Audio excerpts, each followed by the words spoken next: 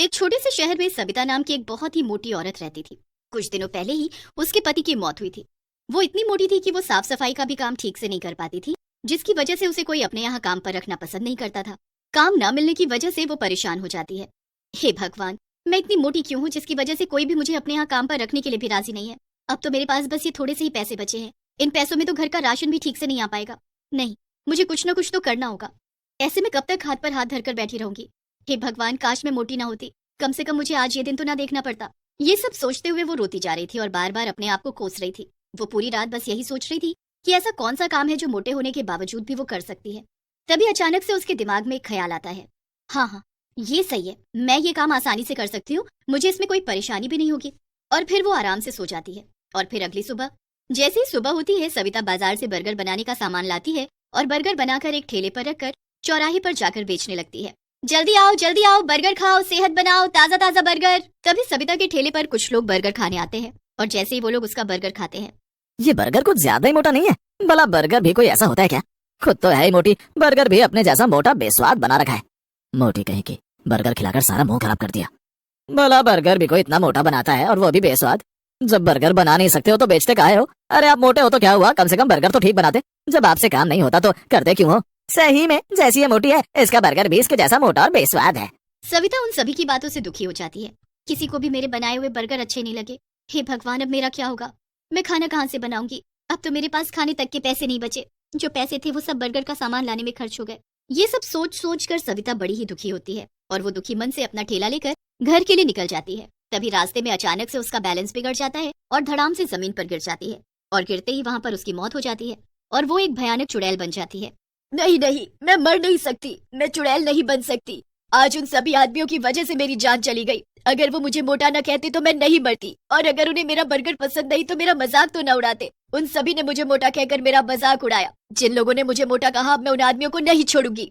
चुड़ैल पूरी रात अपनी लाश को देखते हुए रो रही थी और उन सभी से बदला लेने का सोच रही थी। और फिर जैसे ही सुबह होती है, चुड़ैल अपना भेष बदलती है, लेकिन रहती है मोटी ही, और चौराहे पर जाकर बर्गर बेचने लगती है। बर्गर बर्गर बर्गर, जल्दी आओ जल्दी आओ जल्दी आओ, नहीं तो सारे बर्गर खत्म हो जाएंगे। जो पहले आएगा उसे एक बर्गर के साथ एक बर्गर फ्री मिलेगा। उस चुड़ैल की आवाज को सुनकर उसके ठेले पर भीड़ जमा हो जाती है। मैं पहले आया, पहले मुझे बर्गर दो। नहीं, पहले मैं आया था, मुझे बर्गर फ्री में मिलना चाहिए। ठीक है, मैं उसी को एक बर्गर फ्री दूंगी जो पहले आया था। फिर वो चुड़ैल उसकी आंखें बचाकर बर्गर पर जादू कर उसे खाने के लिए देती है। ये लो भैया आपका बर्गर, और ये फ्री वाला बर्गर भी। और फिर बर्गर खाते ही वो आदमी उस चुड़ैल से कहता है, सही में बर्गर खाकर तो मजा ही आ गया। चुड़ैल मन ही मन खुश होती है। हाँ, खाओ खाओ, खूब खाओ। मुझे मोटा कहा था ना, अब देखना तुम लोगों का क्या होता है। अगर आपको मेरे बर्गर इतने पसंद आए तो मैं हर रोज आपको ऐसे ही बढ़िया बर्गर बनाकर खिलाया करूंगी। उस चुड़ैल के बनाए हुए बर्गर सभी लोगों को पसंद आ रहे थे। चुड़ैल अपने बनाए हुए बर्गर पर जादू करके उन्हें खिला रही थी। जो कोई भी उसका बर्गर खाता तो बस खाता ही रह जाता। ये औरत इतनी मोटी होने के बावजूद भी इतनी जल्दी और इतना बढ़िया बर्गर कैसे बना लेती है?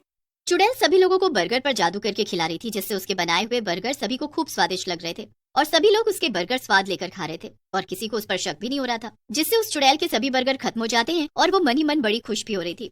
वाह, चलो अच्छा है, सभी को मेरे बनाए हुए बर्गर पसंद आ रहे हैं और किसी को मुझ पर शक भी नहीं हुआ। लेकिन जब ये लोग अपने घर पहुंचेंगे तब उन्हें पता चलेगा कि उनके साथ क्या हो गया। और बोलो मुझे मोटी। ये कहकर वो चुड़ैल बड़ी जोर से हंसने लगती है और फिर जैसे ही रात होती है वो फिर से चुड़ैल बन जाती है। और उधर जब सभी लोग सो रहे थे जिन्होंने उस चुड़ैल के बर्गर खाए थे, वो सभी उसी की तरह मोटे हो जाते हैं और इधर चुड़ैल मन ही मन खुश हो रही थी। अब आएगा मजा, मुझे मोटा कहा था ना, जब खुद मोटे होंगे तब पता चलेगा कि कैसा लगता है जब कोई उन्हें मोटा कहता है।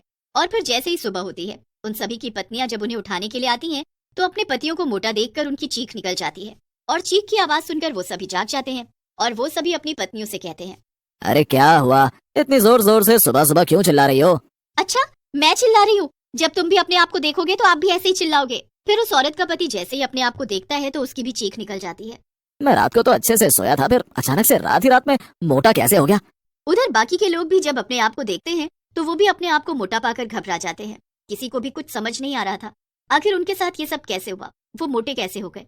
और फिर अगली सुबह वो चुड़ैल फिर से औरत का रूप ले लेती है और भयानक हंसी हंसने लगती है। अब चला जाए बर्गर बेचने, बर्गर बेचूंगी तभी तो सभी लोग मेरा बर्गर खाएंगे और मोटे हो जाएंगे मेरी तरह। फिर वो और ज्यादा जोर से हंसने लगती है और बर्गर बेचने के लिए निकल जाती है और चौराहे पर जाकर अपना ठेला खड़ा करके बर्गर बेचने लगती है। जल्दी आओ, बर्गर खाओ, सेहत बनाओ, जो पहले आएगा उसे एक बर्गर के साथ एक फ्री मिलेगा। उस चुड़ैल के ठेले पर देखते ही देखते कुछ ही देर में भीड़ जमा हो जाती है और सभी लोग उस चुड़ैल से बर्गर खाने के लिए मांगते हैं। मैं पहले आया हूँ, मुझे बर्गर फ्री मिलेगा। नहीं नहीं, मैं पहले आया हूँ, पहले मुझे बर्गर फ्री मिलेगा। चुड़ैल उन सभी आदमियों की बातें सुनकर मन ही मन खुश हो रही थी। अब इन्हें क्या पता कि मेरे बर्गर खाते ही रात में इनके साथ क्या होगा। खूब खाओ मेरा बर्गर, तभी तो मोटे और मोटे होते जाओगे। तभी सभी आदमी चुड़ैल से बर्गर खाने के लिए मांग रहे थे और चुड़ैल सभी को बर्गर पर जादू करके उन्हें खिला रही थी और सभी लोग उसका बनाया हुआ बर्गर स्वाद ले लेकर खा रहे थे।